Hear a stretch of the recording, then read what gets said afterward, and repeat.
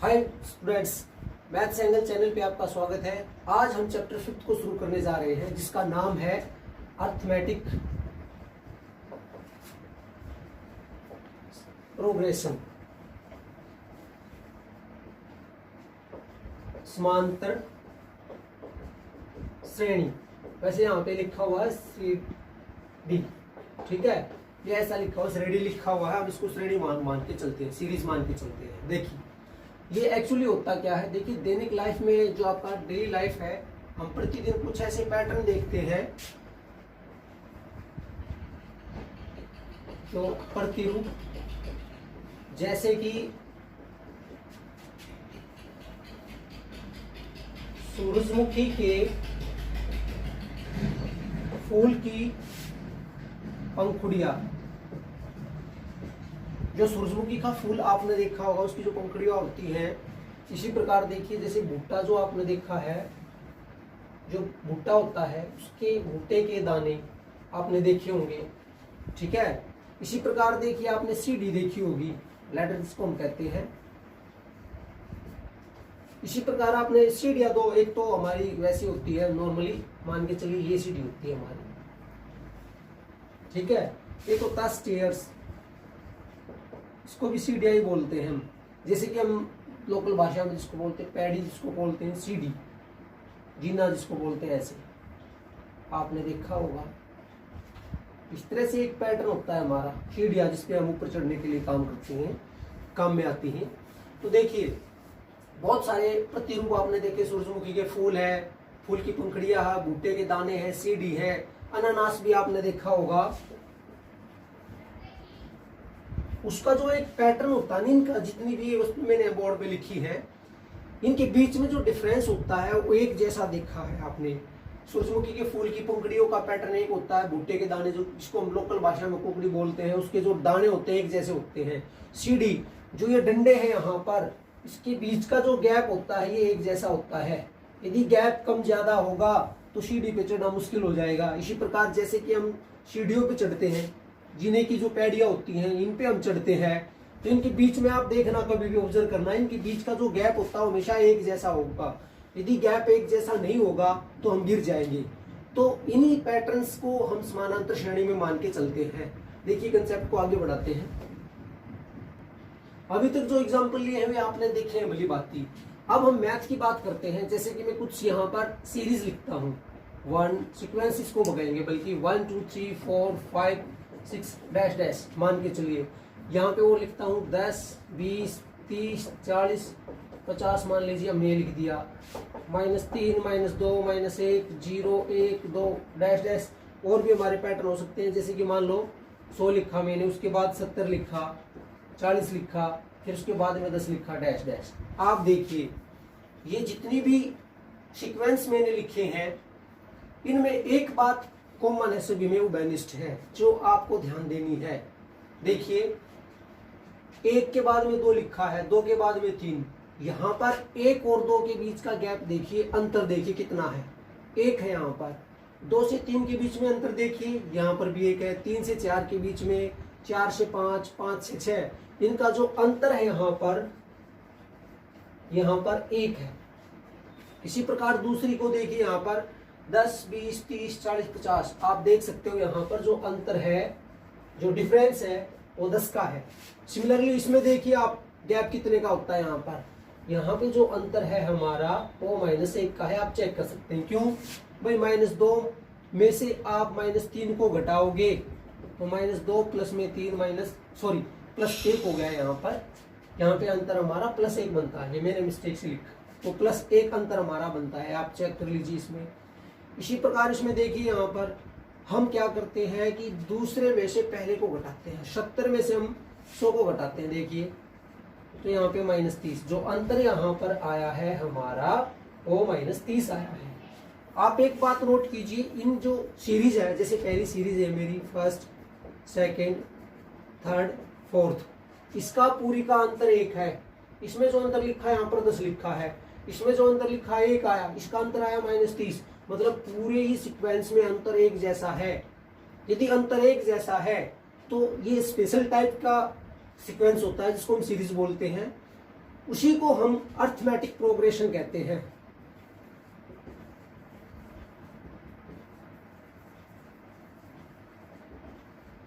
समांतर श्रेणी, ठीक है, इसी को हम समानांतर श्रेणी कहते हैं। इनका अंतर एक जैसा होगा तभी संभव है। अब जैसे मैं लिखता हूं, देखिए 2 4 8, ठीक है, 16 32, मान लीजिए एक लिखा मैंने यहाँ पर। दूसरा देखिए यहाँ पर 1 4, उसके बाद मैंने 7 लिख दिया, यहाँ पर मैंने 9 लिख दिया, 11 लिख दिया, डैश डैश। अब आप देखिए, और हम मान के चलते हैं, जैसे और भी आप ले सकते हैं, जैसे कि 10 लिखा, 15 लिखा, उसके बाद में मैंने लिख दिया 25, ठीक है, फिर लिख दिया यहाँ पर 35, यहाँ पे लिख दिया 45। आप अंतर को देखिए यहाँ पर। और भी इसको हम चेंज भी कर सकते हैं, इसकी जगह पे मैं 30 लिख लेता हूँ और यहाँ पर 45 लिख लेता हूँ। देखिए अब इसमें अंतर देखिए, यहाँ पर 4 में से हम 2 को घटाते हैं तो यहाँ पे अंतर है 2 का। 8 में से हम 4 को घटाते हैं, यहाँ पे 4। 16 में से 8 को घटाया तो 8। अब देखिए जो अंतर है वो बढ़ता जा रहा है। ये एपी नहीं है, अर्थमेटिक प्रोग्रेशन नहीं है, सीरीज नहीं बनती हमारी। इसी प्रकार आप देखिए, एक यहाँ पर जो अंतर है वो 3 का है, यहाँ पर देखिए 3 है, यहाँ पर देखिए 2 हो गया, यहाँ पर देखिए 2, तो ये भी अर्थमेटिक प्रोग्रेशन नहीं है, एपी नहीं है। इसी प्रकार इसको देखिए, 10 और 5 का जो अंतर है 5 है, 15 और 25 का जो अंतर है यहाँ पर 5 है, यहाँ पर 5 था। 25 और 30 का देखिए यहाँ पर 5 है, ठीक है। 30 और 45 का देखिए यहाँ पर 15 हो गया। मीन्स ये भी हमारी अर्थमेटिक प्रोग्रेशन नहीं बनती है। तो आपको ये बात समझ में आ गई होगी कि अर्थमेटिक प्रोग्रेशन किसे कहते हैं। कोई भी सीरीज या स्पेशल टाइप की है जो सीक्वेंस की, उसमें जो अंतर हमारा जो होता है वो एक समान होना चाहिए, पूरी सीरीज का अंतर एक जैसा होना चाहिए। यदि अंतर एक जैसा नहीं है तो वो एपी नहीं है। कंसेप्ट को हम कुछ एग्जांपल से और आपको क्लियर करना चाहेंगे। देखिए मैंने एग्जांपल लिए यहाँ पर, मैंने पहली जो सीरीज में लिखा है यहाँ पर 4 10 16 22। देखिए एपी को लिखने का एक स्पेशल पैटर्न होता है, मैं आपको बताना चाहूंगा। भाई जो फर्स्ट टर्म होता है उसको लिखने का तरीका होता है ए प्लस में, बल्कि आप इसको ए लिखिए, थोड़ा सा और इसको कुछ सेकंड के बाद बताता हूँ। A2 को लिखने का तरीका होता है ए प्लस में 2 - 1। जो भी यहाँ पे देखिए, यहाँ पर A2 लिखा है, ठीक है, मैंने इसको ये ए स्क्वायर नहीं लिखा। इस बात का थोड़ा सा डिफरेंस महसूस कीजिए, A2 में और ए स्क्वायर में फर्क होता है। बहुत सारे बच्चे इसी को A2 लिख देंगे और उसको ए स्क्वायर भी मानेंगे, ऐसा नहीं है, ये दोनों चीज अलग अलग है। इसका मतलब होता है A2 का मतलब दूसरा पद, मैं यहाँ पे लिख रहा हूं, देखिए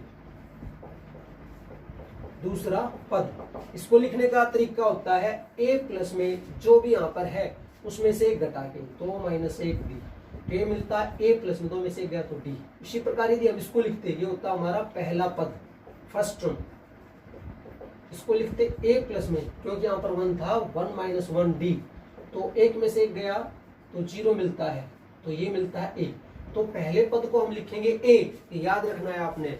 दूसरे पद को लिखेंगे ए प्लस में डी, इससे एक कम, डी यहाँ पर 1 से 1 कम आता है। इसी प्रकार मान लिए A3 लिखना है तो ए प्लस में, ये A3 का मतलब हमारा होता है थर्ड टर्म, मतलब तीसरा पद, ए प्लस में, इससे 1 कम 2D। आप सीखिए। अब यहाँ पर जैसे आपको A5 लिखना है तो ये 5वां पद, ए मैं बताऊंगा ये पद क्या होते हैं, ठीक है। A5 जैसे कि यहाँ पर इससे 1 कम करो 4D। अब आपको लिखना है 10D, A10 लिखना है, 10वां पद आपको लिखना है तो ए प्लस में इससे 1 कम 9D। अब मान के चलो आपको 100वां पद लिखना है तो ए प्लस में इससे 1 कम, याद रखिए 99D। देखिए अब एक और बता देता हूं मैं आपको, मान लो हमें n टर्म्स निकालना है, nवां पद, तो जैसे इसको हमने लिखा था इसी प्रकार हम इसको लिखेंगे, इसमें से 1 कम, क्योंकि आप 100 में से तो यहाँ घटा के लिख सकते थे, हालांकि आप इसको ये भी लिख सकते थे a प्लस में 100 - 1D, तो इसी प्रकार हम इसको लिखते n - 1D, a प्लस में n - 1D, ये हमारा nवां पद है। इस फॉर्मूले की सहायता से आप कोई सा भी पद निकाल सकते हैं, हालांकि इसकी जरूरत हमें 5.2 में पड़ेगी। यहाँ पे फर्स्ट जो 5.1 इसमें ये टर्म्स आपको पता होने चाहिए, ठीक है। इनको आप अच्छे से देखिए कैसे लिखते हैं, रटने की जरूरत नहीं है, सिर्फ आपको मेथड पता होना चाहिए। जो सा भी पद आपसे पूछा जाए डी उससे एक लेस होता है यहाँ पर, मल्टीप्लाई में जो आता है डी के साथ उससे एक पद कम होता है। यहाँ पर 2 है तो डी के साथ यहाँ पर 1 है, 3 है तो डी के साथ में 2। इस बात का ध्यान रखिए, अपने आप ये पैटर्न आपको समझ में आ जाएगा। अब जैसे कि ये होता है हमारा फर्स्ट टर्म, ठीक है, ये है 4, 10, 16, 22, इनको टर्म्स कहते हैं या पद कहते हैं, ध्यान रखिए। तो इसके अकॉर्डिंग देखिए यहाँ पर फर्स्ट जो हमारा पद है वो 4 है, जो A2 है वो हमारा 10 है, A3 है वो 16 है और A4 है हमारा 22। एक बात और बता देता हूँ, जो मैंने सीरीज लिखी है यहाँ पर देखिए आप, ये चल रही है, इसका कोई अंत नहीं है, तो इसको इनफाइनाइट एपी बोलेंगे हम यहाँ पर, ठीक है, अपरिमित, जिसको आप काउंट नहीं कर सकते उसको अपरिमित समानांतर श्रेणी बोलते हैं। यदि ये काउंटेबल है, लास्ट इसका टर्म हमें दे रखा होता तो ये फाइनाइट बन जाती, उसको बोलते हैं प्रीमित। फाइनाइट को हम हिंदी में प्रीमित बोलते हैं, ठीक है, थोड़ा सा ध्यान दीजिए। कई बार आपको एपी में दिया जाएगा लास्ट टर्म दिया जाता है, अन्यथा बहुत सारी एपी जो होती है हमारी इनफाइनाइट होती है, तो इस बात का थोड़ा सा ध्यान रखिए। अब हम यहाँ पे बात कर रहे हैं कि एपी बनती भी है कि नहीं। मैंने तो लिख दिया कि इनफाइनाइट एपी है, हमारी अपरिमित श्रेणी है, हमें क्या पता है या नहीं है, हम इसके बारे में कैलकुलेट करेंगे। देखिए यहाँ पर हम यहाँ पर एक निकालते हैं कॉमन डिफरेंस, जिसको बोलते हैं सारो अंतर। यही इस चैप्टर का मेन कंसेप्ट है, कॉमन डिफरेंस।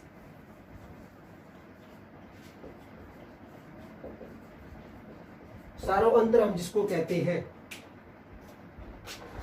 इसको निकालने का मेथड देखिए। सारो अंतर को ये होता है डी बराबर है 2 में से पहले पद को घटाओ, या 3 में से 2 को घटाओ, या 4 में से 3 को। मतलब हम क्या करेंगे, दूसरे में से पहले को, तीसरे में से दूसरे को, चौथे में से तीसरे को, ऐसे हम घटाते हैं तो ही हमारा अंतर निकलता है। ये पहली एक्सरसाइज में आपसे पूछा जाएगा कि ये एपी है या नहीं है, बाकियों में नहीं। बाकियों में तुम कोई सा भी एक फॉर्मूला लगाएंगे, कैलकुलेट कर लेंगे। तो अब पहले पैटर्न इसके बारे में बात कर रहे हैं हम, पहले एग्जाम्पल के बारे में। देखिए यहाँ पर A1, A2, A3, A4 मैंने लिख लिया है। यहाँ पर मैं निकाल रहा हूँ डी, आप देखिए अच्छी सी। डी निकालने का फॉर्मूला A2 माइनस A1। देखिए A2 क्या था यहाँ पर 10 और A1 की वैल्यू 4, 10 में से 4 गया तो 6।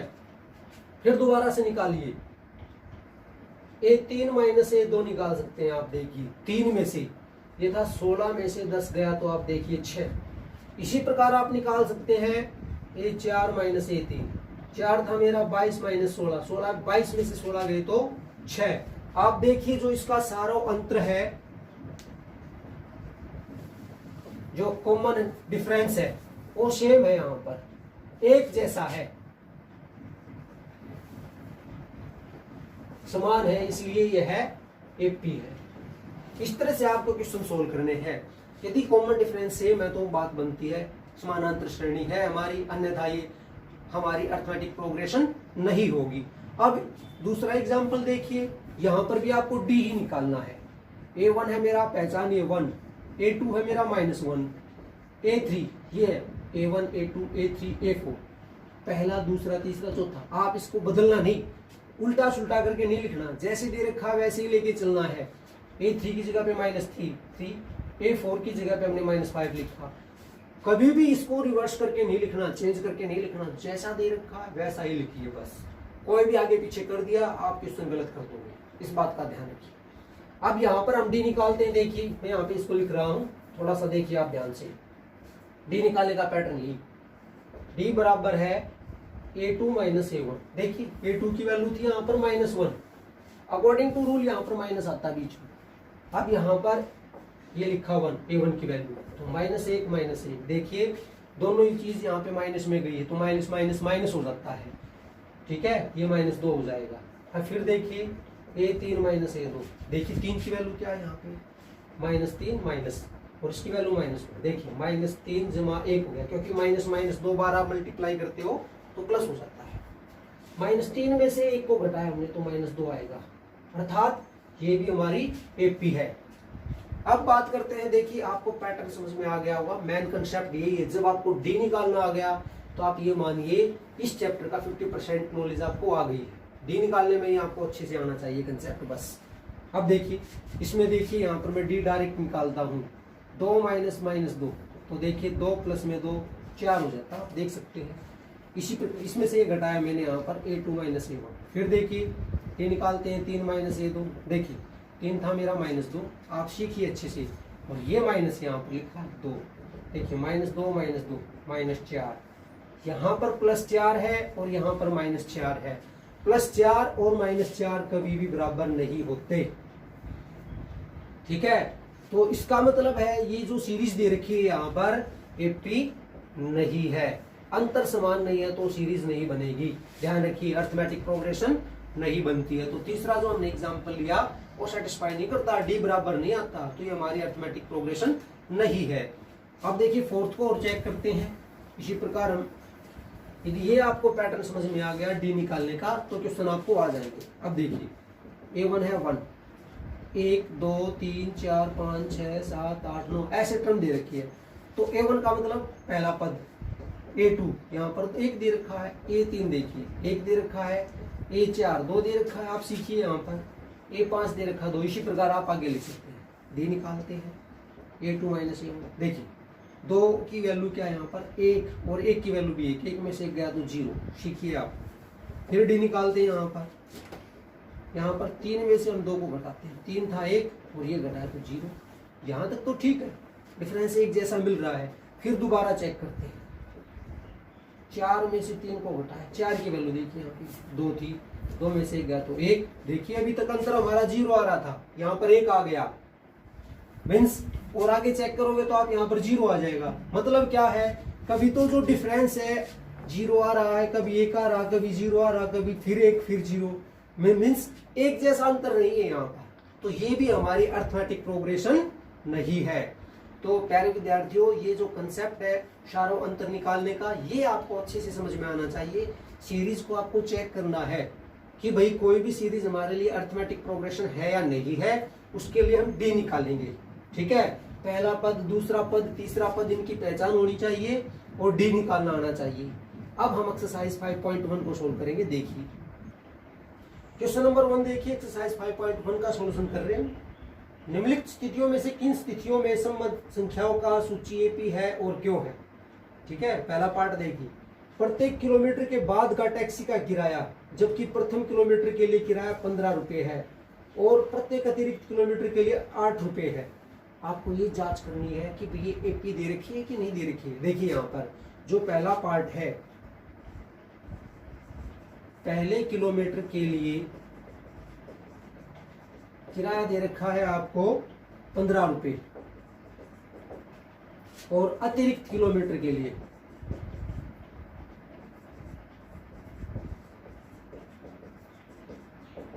8 रुपए। मतलब क्या है, पहला पद देखिए, पहले किलोमीटर का किराया, ठीक है, 15 लिख दिया, रुपए लिखने की कोई जरूरत नहीं। A2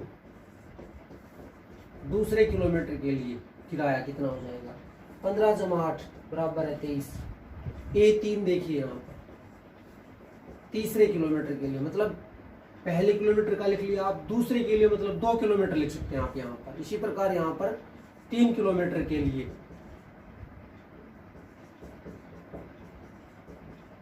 जो भी किराया है उसमें 8 रुपए बढ़ाते जाइए आप। 23 हो चुका था, इसमें 8 हमने और जोड़ दिया यहाँ पर। अब देखिए 31, तो मतलब एपी क्या बनती है, देखिए यहाँ पर एपी क्या बनती है हमारी, पहले था 15, फिर हो गया 23, फिर 31 डैश डैश। एक बात और है, देखिए क्या इनका अंतर है, समान एक जैसा है कि नहीं है, आप चेक कीजिए। पहले में था 15, दूसरा हमारा 23 माइनस 15 किया तो 8 आता है। आप देखिए 31 माइनस 23 आता है तो भी 8 आता है। मतलब जो कॉमन डिफरेंस है हमारा समान है, तो ये हमारी एपी बन जाती है। ये पहला पार्ट है, आप अच्छे से देख लीजिए। देखिए किसी बेलन में उपस्थित हवा की मात्रा, देखिए यहाँ माना हवा की मात्रा हमने x मानी, इसी को हमने A1 माना, ठीक है। यहाँ पे सिलेंडर दे रखा था, जबकि वायु निकालने वाला पंप प्रत्येक बार बेलन की शेष हवा का 1/4 बाहर निकाल देता है। तो देखिए A2 दूसरा पद क्या बनता है, x था, x का 1/4 निकालोगे तो ये मिलता है x/4। तो इतना हमने बाहर निकाल दिया। तो दूसरी बार कितनी रह गई, दूसरी बार में क्योंकि इतना हमने निकाल दिया बाहर। अब इसका एलसीएम लिख लीजिए यहाँ पर। देखिए दोबारा देखिए, हवा थी स्टार्टिंग में यहाँ पर x, ठीक है, पंप उसमें से निकाल देता है x/4। तो दूसरी बार में कितनी हवा रह गई यहाँ इसके अंदर, x में से हम x/4, ये तो बाहर निकल गई, तभी तो ये हवा बचेगी। तो 4 से इसको मल्टीप्लाई करते हैं एलसीएम लेके, मतलब 3x/4। अब A3 तीसरा पद क्या रहता है, देखिए जो ये टर्म थी हमारे पास, इसमें से 1/4 भाग निकालिए। देखिए मैं यहाँ पे कैलकुलेशन भी कर रहा हूँ, 3x/4, इसका 1/4 बाहर दोबारा निकल गया पंप के द्वारा बाहर, तो 3x/16, मतलब इसको घटा दीजिए इसमें से। 4 और 16 का आप एलसीएम लोगे तो 16 हो जाएगा। देखिए 4 को 16 बनाना है तो इसको 4 से मल्टीप्लाई करोगे ऊपर नीचे, तो 4 3 12, x माइनस में 3x, ये मिलता है 9x/16। तो अब हमें सीरीज क्या मिलती है, x पहले टाइम पे x हवा थी, दूसरे टाइम पे थी 3x/4, अगले टाइम पे 9x/16 रह गई। इस प्रकार हम लिखते जाएंगे। अब हमें ये जांच करने की ये p बनती है कि नहीं बनती है। देखिए हम यहाँ पर अंतर निकालेंगे, A1 मेरा 3 था, ये लिख ही दिया मैंने वैसे, तो d निकालता हूँ डायरेक्टली। आप देखिए A2 माइनस A1, देखिए ये था 3x/4 माइनस x, एलसीएम लेता हूँ मैं इसका, 3x माइनस 4x/4 मतलब माइनस x/4, क्योंकि यहाँ पर 3 में से 4 को घटाया तो -1 होता है, माइनस x/4। यहाँ पर आई हमारा अंतर। दोबारा निकालते हैं, A3 में से 2, देखिए 2x/16 माइनस में 3x/4, आप देखिए यहाँ पर 16 एलसीएम हो गया इसका, 9x minus 4 3 12x minus 3/4x, मतलब हमारा अंतर एक बार तो आया -x/4, दूसरी बार आया -3x/4। सारा अंतर एक जैसा नहीं है, तो आप लिखोगे यह AP भी नहीं है। आप क्वेश्चन को दोबारा देख लीजिए, जो क्वेश्चन है उसको पढ़िए अच्छे से। क्वेश्चन में दे रखा है कि भी किसी बेलन में उपस्थित हवा की मात्रा जबकि वायु निकालने वाला पंप प्रत्येक बार बेलन की शेष हवा का 1/4 भाग बाहर निकाल देता है। तो हमने स्टार्टिंग में मान ली कि उसके अंदर A हमारी x थी। अब A2 पंप ने कितनी निकाल दी, उसमें से x/4, x का 1/4 मैंने लिखा है, तो शेष हवा ये रह गई। अब इसका 1/4 करते हैं तो 3x/16 होता है, तो शेष हवा ये रह गई 9x/16। अब हमने इसका अंतर जांच किया कि भाई सारा अंतर एक जैसा है कि नहीं, कॉमन डिफरेंस सेम है कि नहीं, वो हमें मिलता है एक जैसा नहीं है, तो सो ये AP नहीं है। ये सेकंड पार्ट है। तीसरा पार्ट देखिए, प्रत्येक मीटर की खुदाई के बाद एक कुआं खोदने में आई लागत, जबकि प्रथम मीटर की खुदाई की लागत 150 रुपये है। देखिए A1 प्रथम किलोमीटर की खुदाई की लागत है, यहां पर दे रखी 150 रुपये। A2 दूसरे किलोमीटर की खुदाई की लागत, देखिए 50 रुपये से बढ़ जाती है, तो हो गया यहाँ पे 200 रुपये। A3 अगले के लिए, मतलब तीसरे किलोमीटर के लिए या 3 किलोमीटर के लिए, देखिए 200 था, उसमें 50 जोड़ दिया हमने, हर बार 50 से बढ़ जाएगी 250। फिर A4 निकालोगे चौथे किलोमीटर के लिए, तो 250 था, इसके अंदर हमने 50 जोड़ दिया तो 300 रुपये हो गया। अर्थात हमें सीरीज क्या मिलती है, 150, 200, 250, 300 डैश डैश। अब आपको जांच करने की AP बना कि नहीं बना। देखिए 200 में से 150 गए तो 50 बचते हैं, 250 में से 200 गए तो 50, 300 में से 250 गए तो 50, अर्थात यह AP है। आप चेक कर सकते हैं क्योंकि D इसका एक जैसा है। देखिए पार्ट 4, खाते में प्रत्येक वर्ष का मिश्र धन आपको निकालना, जबकि 10,000 रुपये की राशि, मतलब मूलधन दे रखा है यहाँ पर, जो प्रिंसिपल है वो दे रखा 10,000 रुपये, ठीक है, और वार्षिक दर दे रखी है, दर दे रखी है रेट ऑफ इंटरेस्ट 8%। हमें मिश्र धन निकालना है। देखिए प्रथम वर्ष के बाद मिश्र धन अमाउंट कितना होता है। अमाउंट निकालने का एक फॉर्मूला होता है, P इंटू 1 प्लस में रेट अपॉन में 100 इंटू टाइम होता है अमाउंट निकालने का। तो यहाँ पे प्रिंसिपल है 10,000, 1 प्लस में रेट दे रखा है 8/100 और टाइम 1, मतलब 10,000 1 जमा में 8/100। आप इसको कैलकुलेट भी कर सकते हैं। A2 दूसरे वर्ष के बाद मिश्र धन। देखिए अब हम यहाँ पर समय को बदल देंगे। यहाँ पर 1 जमा में 8/100 की पावर। A3 तीसरे वर्ष के लिए आफ्टर 3 इयर्स, ठीक है। तो मिश्र धन कितना हो जाए 10,000। आप सीखिए 1 प्लस में 8/100 की पावर 3, मतलब ये P एक तरह से आपकी ये बनती है भाई 10,000, और टर्म आप निकाल सकते हो 1 प्लस में 8/100 कोमा 10,000। देखिए 1 प्लस में 8/100 की पावर 2, फिर कोमा 10,000 1 प्लस में 8/100 इसकी पावर 3 डैश डैश। अब आपको चेक करना है कि इसका अंतर एक जैसा है या नहीं है। आप कैलकुलेट कर सकते हैं। इसमें जो अंतर आता है यहाँ से और यहाँ पर, और इसका निकालोगे, चारों अंतर एक जैसा नहीं है। आप लिख दीजिए यहाँ पर, कैलकुलेट कर सकते हैं, मैंने आपको बता दिया है। चारों अंतर समान नहीं है, इसलिए AP नहीं है। ये हमारा फर्स्ट क्वेश्चन है। उसके बाद सेकंड देखिए, क्वेश्चन नंबर 2 देखिए। Write down the first 4 terms. इसके पहले 4 पद लिखने हैं आपको, जो A दे रखा और D दे रखा है। हम इसका पहला पार्ट लेते हैं। देखिए इसका सॉल्यूशन, A1 का मतलब होता है A, जो 10 हो गए, पहला पद लिख दिया। A2 अभी आपको बताया था A प्लस में D, A की वैल्यू 10 और D की वैल्यू 10, तो ये 10 और 10 20 हो गया। A3 A प्लस में से कम 2D, तो ये था 10 जमा के 2 गुणा के 10, तो 10 जमा के ये हो गया 20, 10 और 20 30। आप देख सकते हैं। उसके बाद में A4 लिखिए, A प्लस में 3D, A था 10 जमा 3 गुणा के 10, पहले मल्टीप्लाई करते हैं फिर ऐड करते हैं। 3 और 10 को मल्टीप्लाई किया 30 बराबर है 40। तो हमने इसकी पहले 4 टर्म लिख दी है इसकी, ठीक है। अब सेकंड पार्ट को देखिए आप। A1 ये A -2 होगा। A2 देखिए A प्लस का D, A की वैल्यू थी -2 जमा की 0, -2 में आप 0 को ऐड करते हो तो -2 ही रहता है। इसी प्रकार A3 A प्लस में 2D, A की वैल्यू -2 प्लस में 2 इंटू 0 -2, 2 को हमने मल्टीप्लाई किया 0 से तो 0 -2। फिर A4 निकालते हैं, A प्लस में 3D, देखिए -2 जमा 3 गुणा में 0, देखिए -2 जमा 0 -2।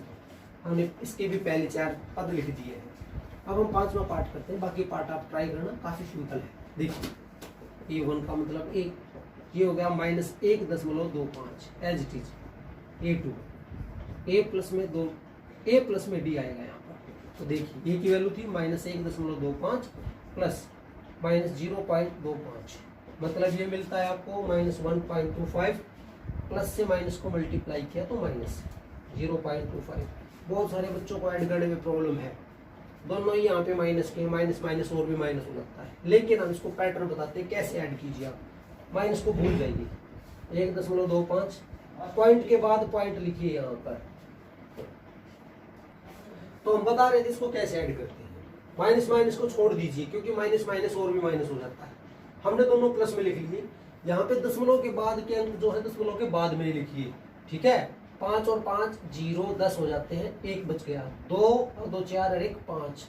यहाँ पे दशमलव थी तो ये लिखा as it is, 1 as it is. तो अब यहाँ पर ये माइनस का था तो माइनस लिखिए यहाँ पर।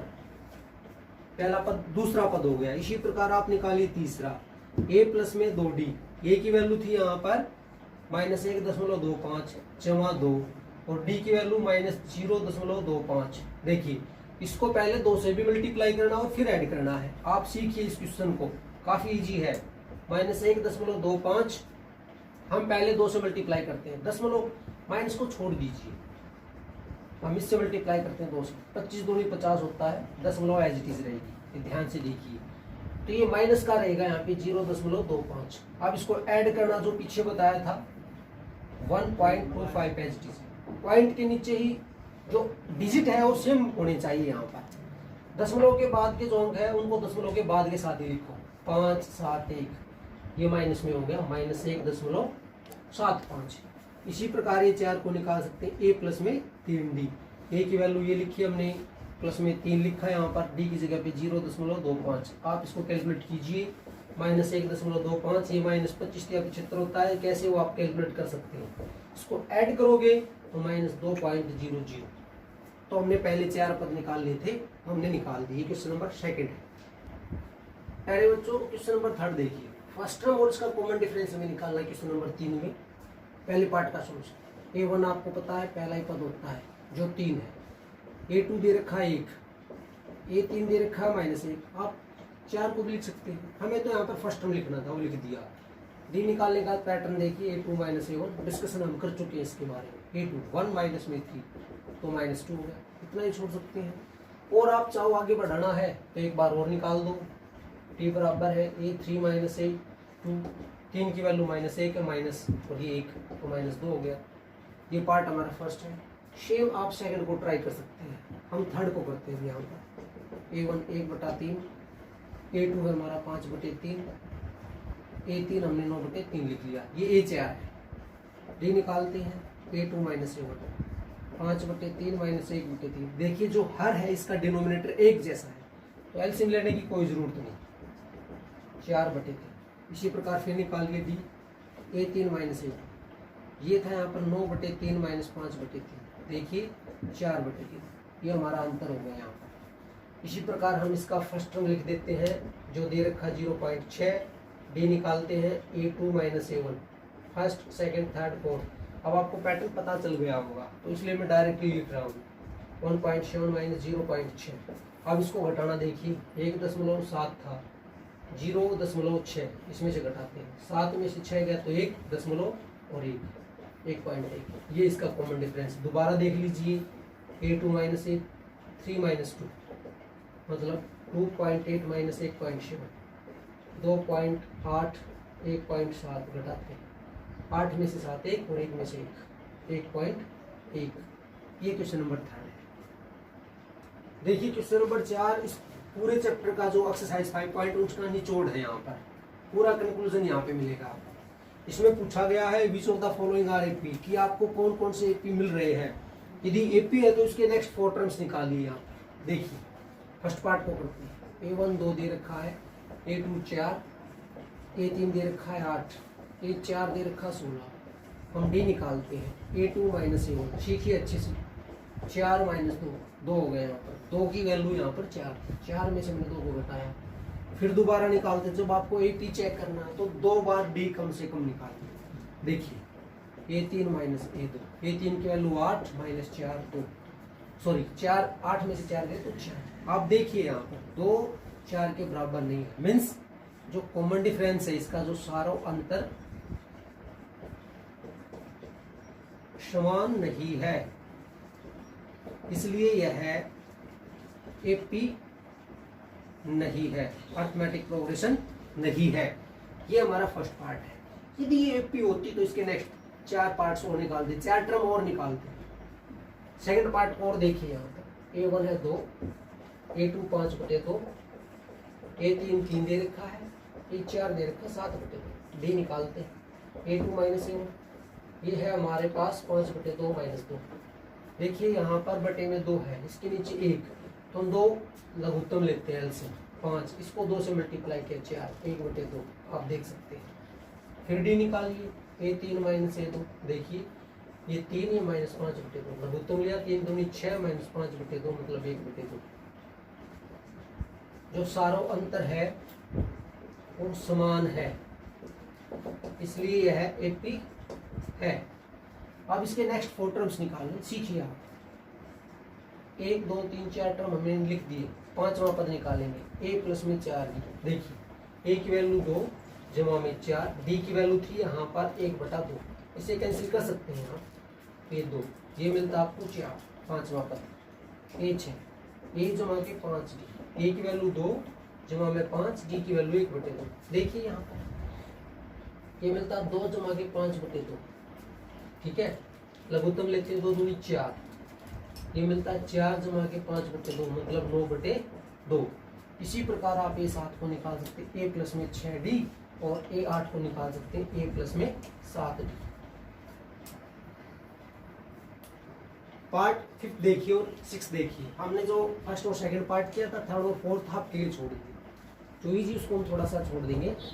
A3 फर्स्ट टर्म लिखा, A2 3 जमा के √2, A3 है 3 जमा के 2√2। इसी प्रकार A4 को लिख सकते हैं आप। उसके बाद में देखिए आप, हम सबसे पहले D निकाल लेंगे। A2 माइनस A1, इसकी वैल्यू होती 3 प्लस में √2 माइनस में 3 लिखा, 3 से 3 कैंसिल, √2 मिलता है। फिर निकालते हैं A3 माइनस A2। देखिए 3 जमा 2√2 माइनस 3 जमा के √2। देखिए 3 जमा 2√2 माइनस ब्रैकेट को ओपन किया, 3 माइनस √2, 3 से तो 3 कैंसिल। अब यहाँ पे रहता है 2√2 माइनस √2। देखिए यहाँ पर हम √2 को कॉमन निकालते हैं, यहाँ पे रह गया 2 और माइनस 2 में से गया तो √2, मतलब जो हमारा कॉमन डिफरेंस है समान है, इसलिए यह AP है। अब इसके बाद में हमें नेक्स्ट टर्म्स निकालनी है। 4 तक दे रखी है 5 का फॉर्मूला यही रहेगा जो पिछले पार्ट में भी हमने किया था। 3 जमा के 4 √2, आप यहाँ पे छोड़िए, ये 6, A प्लस में 5, 3 जमा के 5 √2। इसी प्रकार ऐसा A प्लस में 6D, ये था हमारा 3 जमा के 6 √2 और A8 हमारा हो जाएगा 3 जमा के 7 √2। ये पार्ट हमारा 5th है। उसके बाद में हम 6th पार्ट को कर रहे हैं। देखिए आप अच्छे से, मैं D निकालता हूँ, आप सीखिए। First, second, third, fourth term दे रखी है। सेकंड में से हम माइनस A1, ये था 0.22 माइनस 0.2। अब इसको घटाना थोड़ा सा आपको अटपटा सा लगेगा पर है इजी। देखिए यहाँ पर दशमलव के बाद 2 डिजिट है, यहाँ पर 1 है, तो यहाँ पर 0 लगा दो अपनी तरफ से। अब देखो अलग सेपरेटली इसको घटा के देखो, 0.22 0.20, यहाँ पे हो गया 2 में से 0 गया तो 2 और ये 0, अर्थात यहाँ पे 0.02 मिलता है। फिर हम निकालते हैं A3 में से A2। देखिए 0.22 माइनस में 0.22।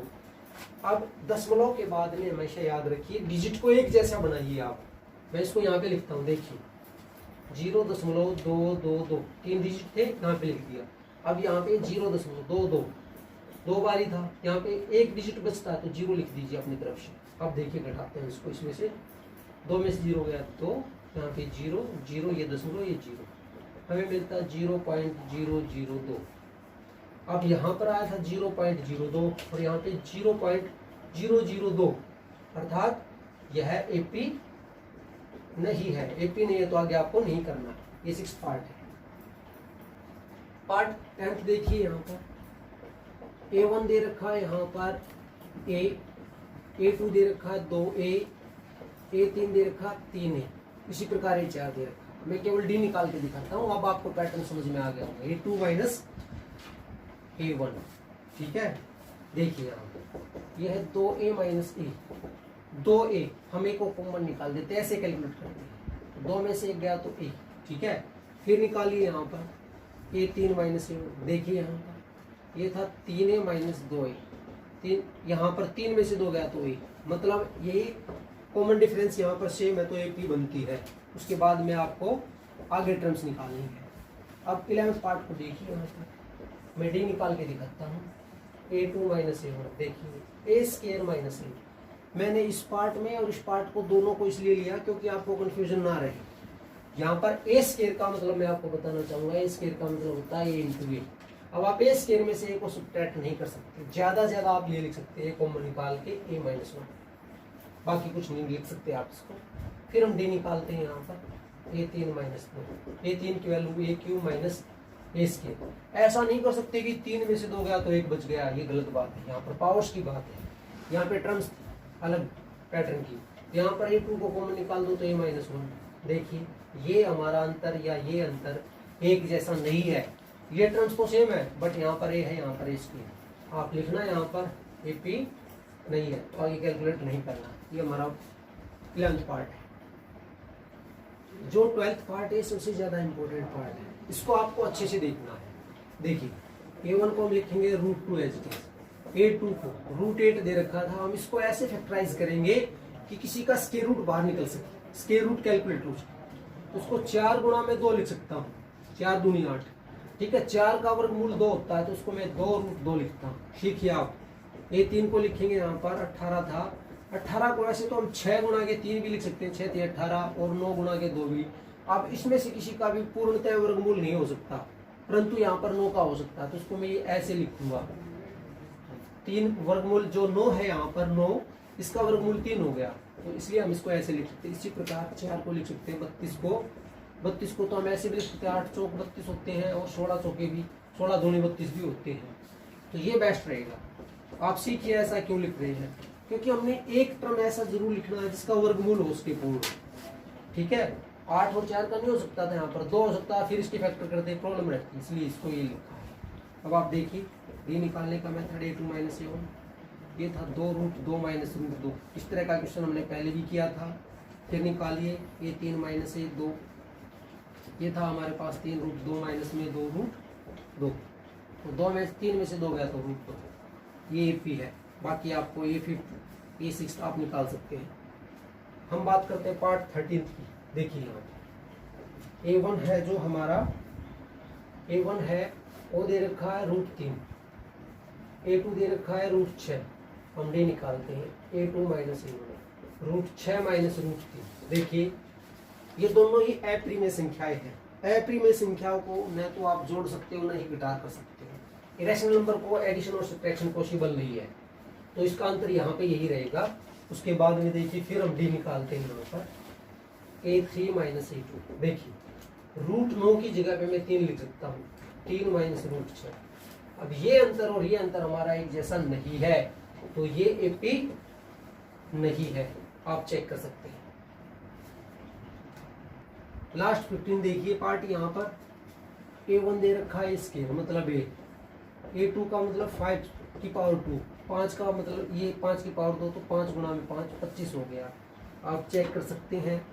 इसी प्रकार a3 को लिखेंगे 7 की पावर 2, 7 गुणा में 7 मतलब 49 हो गया, और ये a4 दे रखा 73। d निकालते हैं यहाँ पर a2 - a1, 25 - 1 मतलब 24। फिर d a3 - a2, 49 - 25 मतलब ये भी 24। आप लिखिए CD कॉमन है, ये जो कॉमन डिफरेंस है समान है, इसलिए ये AP भी है। अब आपको a5, a6, a7 और a8 निकालनी है।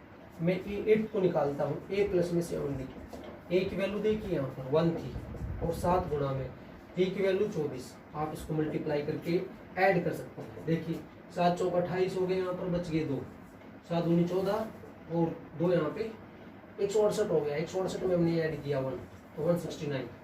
इसी प्रकार ये 5, a6, a7 आप निकाल सकते हैं। तो प्यारे विद्यार्थियों, ये एक्सरसाइज 5.1 है जो हमने सोल्व की। उम्मीद करते हैं आपको समझ में आए। Thank you.